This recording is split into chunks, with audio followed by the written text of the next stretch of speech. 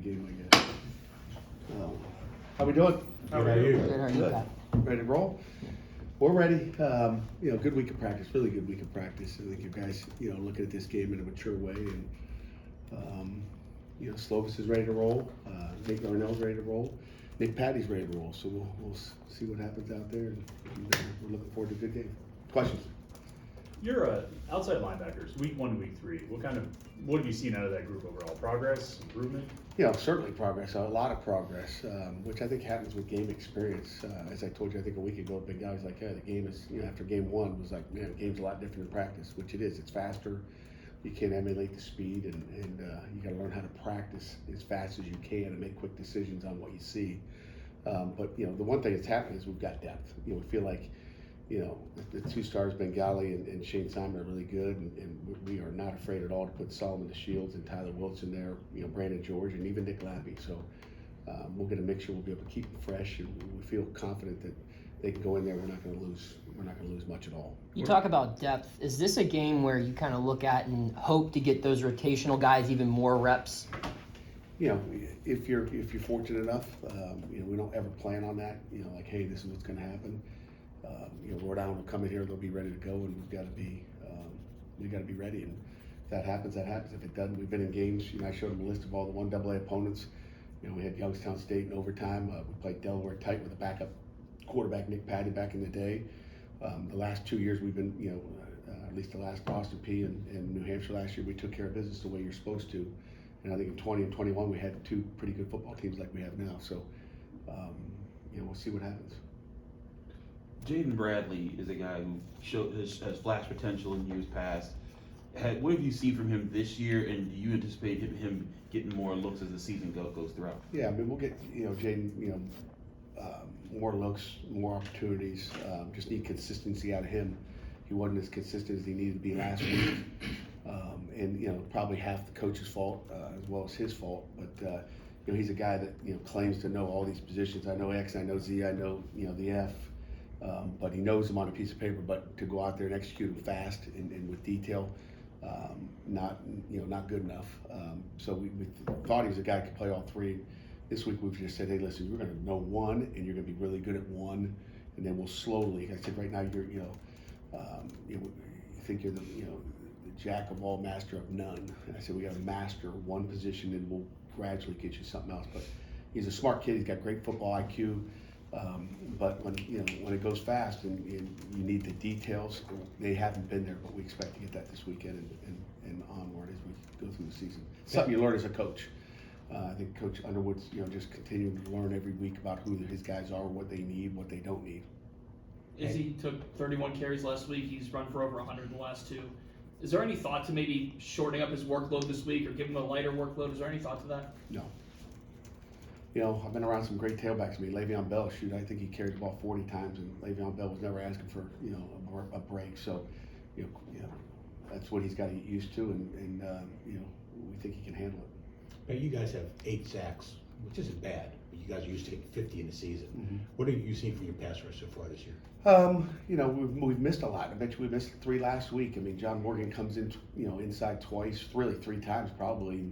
He gets so anxious and he's so quick twitched that he thinks he can just beat him anywhere. We got to play within the framework, but I bet you we have as many missed tackles in the backfield for sacks as we do sacks. And they get anxious, they want to go make plays, but you gotta be smart about how you do it. So we'll get it cleaned up, and we put pressure on the quarterback. We've hit him a lot, and whoever it's been, but we've got to be more detailed. We let the quarterback get out of the pocket. We're just giving him away. Even on the one pass Salopek had last week where he threw it kind of down our sideline, maybe for a 15-yard gain. It should have been a sack. We let him get out of the pocket, and then we put our coverage in jeopardy when we do that. Based on that coverage, we were in that down. So we're giving them away, and they got to stop giving them away. As part of that, your off-ball linebackers kind of figuring out the chemistry, because a lot of times you guys would have Phil, John, and those guys kind of bring the contain at the right moments. Is that just pacing and chemistry at that point?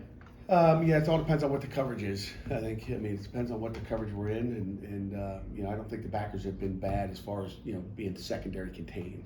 I think they've been pretty good. I haven't seen that. It's more of those those guys just paying attention to the details and not getting it's just like receivers rushing around. The ends are rushing it, and the ball's getting out quicker. People know that we've been pretty good sacking the quarterback, so they're gonna get the ball out quick, which should be good for our coverage as well, if they have to throw it quick. How would you evaluate your kickers' efforts against Western Michigan and this week in practice? Again, first of all, Ben's been outstanding of kicking the ball, kickoffs. He's been a little bit, inconsistent in games. I think he's missed 3 in the last 2 games, which, he kicks a 46 or 48 yarder, and then misses a smaller chip shot one. We expect more consistency. I think we'll get it. And then when you look at practice this week, he's kicked 12 balls and he's been 100%. I don't know if I've ever seen a kicker go 100% practice. In fact, he went 5 for 5 today with the wind blowing 13, 14, 15, I don't know, 20 miles an hour today. And he was playing the wind, and that ball was going like this. It was unbelievable, and he put them all through. So it was a good day. We know Hines can get a little windy as well. How Or accurate, sure. Yeah. I was wondering if we catch it, yeah. how do you coach missed sacks out of you guys? What do you have to do to get them to be under control and make the tackle? It's not a matter of missing, it wasn't last week, it wasn't a matter of being under control and just, grabbing and missing. It was a matter of, getting up to the depth of the quarterback. I mean, John took a couple chances, and again, he loves to get to the quarterback, but he's countering at 3 yards. Well, the quarterback's at 6, 7 yards. You got to get up to that depth and counter first. So just tell them to relax, and the sacks will come. They get so anxious, they want to get more, just like you want more. You're obviously the sack totals. You want more. You just got to be patient. Just be patient. So they got to be patient. They got to take what's given to them. Don't just try to go make a play and really mess up everybody else. I don't have the numbers in front of me, but I feel like he didn't use the delta as much in third down situations where maybe in the past you would have, 3rd and 6, 7, even 10. You seem to stay in your base defense a decent amount on Saturday night. Was that just Western Michigan just trying to adjust to what they were doing? It's all based on what they're doing, and again, we go into, are they gonna run it or pass? If we think there's a chance of running it, we'd rather be in base. So it comes down to, we call it sequencing. If it's 3rd and 6 and they're in 2-down territory, where we know there's a possibility based on the breakdown and what we feel they're doing, then, we're gonna play a good run defense as well. As we think our base 4-down is good versus running in the pass. We don't feel like it's not good, and then when it gets down to, a 3rd down and long, very few times will we not be in some type of sub package on 3rd down and extra long or long. But it all depends on where the ball is on the field. So we do a lot based on field position and what they're doing based on field position. So it comes down to what the opponent's doing. I think Solomon DeShields, you were talking about him earlier, he had a sack out of the delta kind of late in the game. Can a play like that, sort of a player's first big play, be kind of a catalyst, like a jumping off point, now that he's experienced actually making the play? No question. I mean, he missed one earlier in the year. I forget which game it was, maybe Tennessee or West Virginia. He missed one, and he was upset about it. He couldn't wait to get one, so he was waiting. And and again, I think you got to miss one sometimes just to get one. And so it's a learning experience. I think Bengali missed one as well. So those new young guys are, learning throughout these first 3 or 4 weeks. How much of a coach's game day week, not just you, but just the whole staff, is taken up by recruiting? We talk recruiting every staff meeting when we get in here as a staff, so it's always something, whether it's the visitors that are coming this weekend and phone calls. We go through phone calls. I mean, we go through who we've talked to this week. I mean, there's, I couldn't tell you the hours. Today we spend time, evaluating prospects that are either coming this weekend or new guys that our recruiting offices dug up that we want to get an evaluation on, written evaluation on. Do you have it seems like, communication, constant communication with recruits is key. You have to maintain those relationships. Do you have, it's almost kind of silly, but almost like quotas for like, okay, Taekwon, you need to make sure you're talking to this kid every day, or you need to have at least 4 messages to this kid every week or something like that? I mean, how detailed are you about it? Well, we don't have any quotas, but we're only allowed 1 phone call per week. Okay, now that we can text a kid, and our coaches get extra phone calls by saying, hey, Chris, just call me. Call me at 5 o'clock today, or hey, what time's free for you? So we get those extra phone calls in that way where the kids are calling us, but we're allowed 1 a week, and we haven't split up who we're calling every week. So I know exactly who I'm calling. Coach Borbley knows he's calling, so we've got, it's really pretty organized. Are text messages unlimited? Yes. You have an ace communicator, like a guy you're like, hey, we want this guy to talk to a certain person that you on the staff that you prefer to talk to certain guys? No, I mean, I think you always want to split it up, whether it's an offensive coordinator getting a hold of an offensive player, defensive coordinator getting a hold of a player, the head coach is trying to touch everybody. I don't just call the same guy. You share the love, and you want to make sure there's never just one guy that's always in constant communication with the player. That happens sometimes, if that coach leaves, all of a sudden he lost everything. So you want to have multiple people getting in touch with these guys, feeling like they've got a relationship with more than just one guy. How much of those tactics are things that you've always had, or things that you've learned while you're here? All stuff that we've always had. I mean, I think it's, just stuff you do through the years, and nothing different than we're doing, year 8 compared to year 1. Do you get surprised much in recruiting? Kid commits to you or commits to another school? I mean, when was the last time you're like, oh, I didn't see that coming? Or you usually have a pretty good feel for We where have a pretty good feel. feel. We pretty much, we're not sitting around waiting on the 23rd of, say, September. We're not waiting around. We kind of have an idea what's going on. Pretty good communication. Anything final? I know Coach Griffin won't be here this weekend, but any plans to catch up with some old friends from Rhode Island before the game? No, not before the game. Maybe after the game if they wait outside the locker room. But got things to do, and first thing after the game I want to go see my family.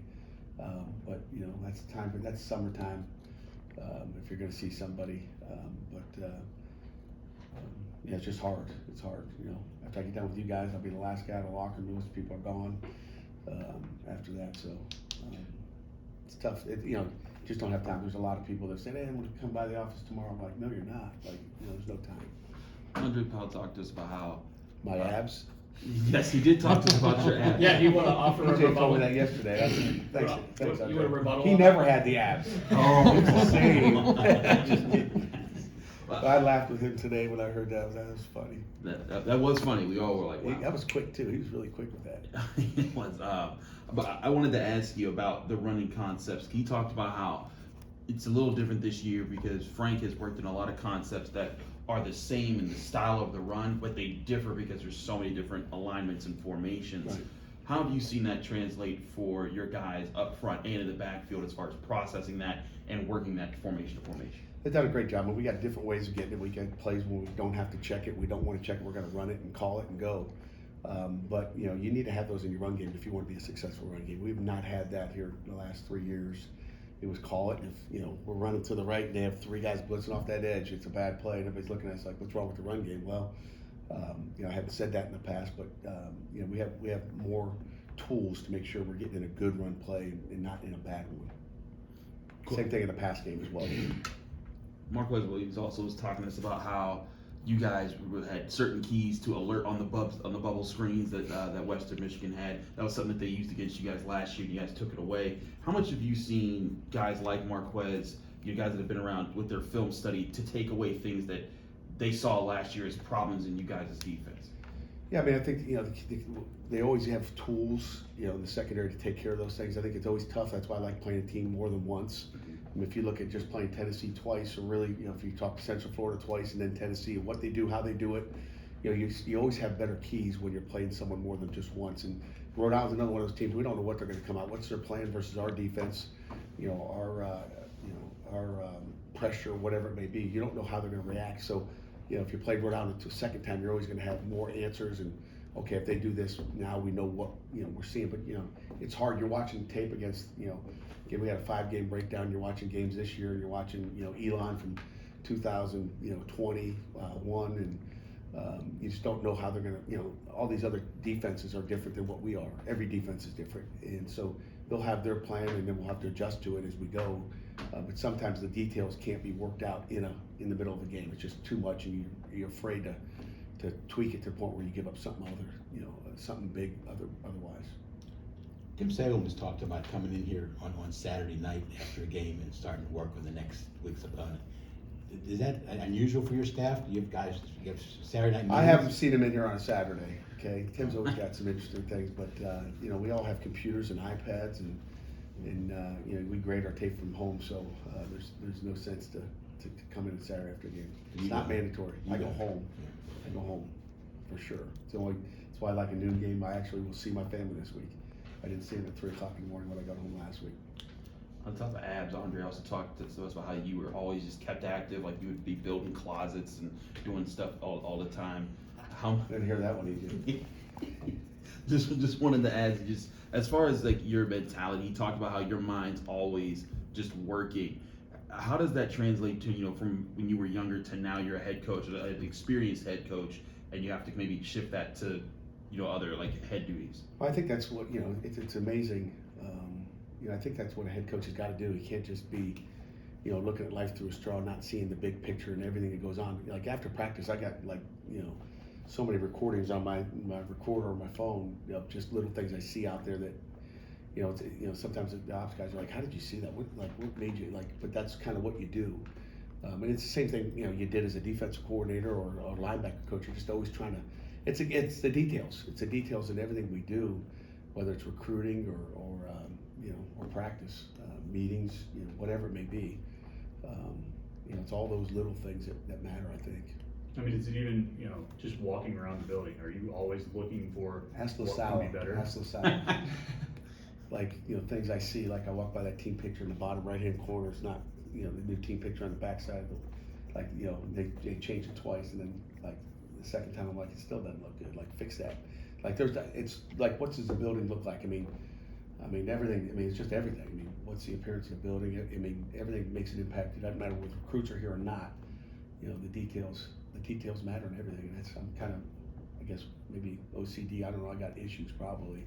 Someone would probably say I need to go see a doctor. Are you like that when you're away from the facility too, or do you kind of just turn it off when you go home? Yeah, no, it's same thing at home. If I drive people nuts there, but first thing I said Sunday morning when I got up, I saw our bocce court had some weeds in it, and I was like, Patrick, will you go pull those weeds this weekend? It just annoys me to see that weeds are in the bocce court. Might be able to play some bocce Saturday after the game. I want to make sure it doesn't have any weeds. I don't want to be pulling weeds after the game. You gotta keep a clean surface, that's important. Yeah, you can't have grass on the bocce court. Are you the bocce champion of the Narduzzi No, family? No I MVR don't for play you. enough. I don't play enough. No MVR for you back in Youngstown? No. I was We gonna should have a bocce. We should have a Mooney bocce. bar. We should have a media bocce tournament one day. listen. I'm up for that. I used to compete. I'm serious. You're pretty good, huh? I'm alright. I went to You're my YSU, teammate. we played bocce between class, that's what we did. Are you a MVR's pretty good. I loved it there. They still Do have you know who like, built the first bocce court at the MVR? not you. Was it you? Wasn't me by myself, but me and my two brothers. My dad ran that whole show with Carm Cassis. Now I have to make a phone call. There used to be two of them. From the poles. The whole deal. We did it. My dad, we did it. Did you build that overhang over top? No, there was no overhang back in the day. It was nothing in the rain. What was that, circa mid-80s? Yeah, probably late '70s, probably maybe early '80s for sure. I'll have to make a That phone call. MVR used to be a dive, like a dive. It's way nicer now. Yeah, What's NBR? it's a It's a bar? Italian restaurant. It's an Italian A restaurant bar right off the restaurant. campus of YSU. Anything else? Any more walks down there? Any nostalgia? Youngstown? Now the MVR, off the record,